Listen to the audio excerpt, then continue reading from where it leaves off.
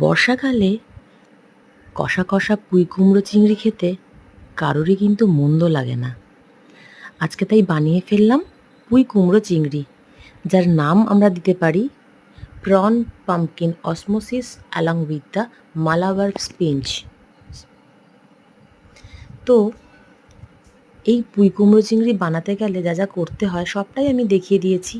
যেখানটায় আপনারা বুঝতে পারবেন না আমাকে জিজ্ঞেস করতে পারেন, আমি সেটা বলে দেবো।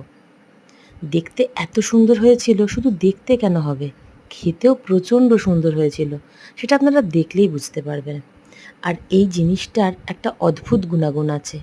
বর্ষাকালে আমাদের যেমন ডিপ্রেশনের জন্য আমাদের একটু তেলের জিনিস, মশলার জিনিস খাওয়াটা খুব দরকার, তেমনি একটু আয়রন, তারপরে ফাইবার, এই সব কিছুরই দরকার। কেননা বর্ষাকালে আমাদের কনস্টিপেশন প্লাস আমাদের শরীরে অনেক রকম মাইক্রোনিউট্রিয়েন্টের ডেফিসিয়েন্সি হয়ে যায়, যেটা এই তরকারিটা খেলে আমাদের এই সময়ের অনেকটাই মানে ঘাটতি আমরা কিন্তু সেখান থেকে পূরণ করতে পারি।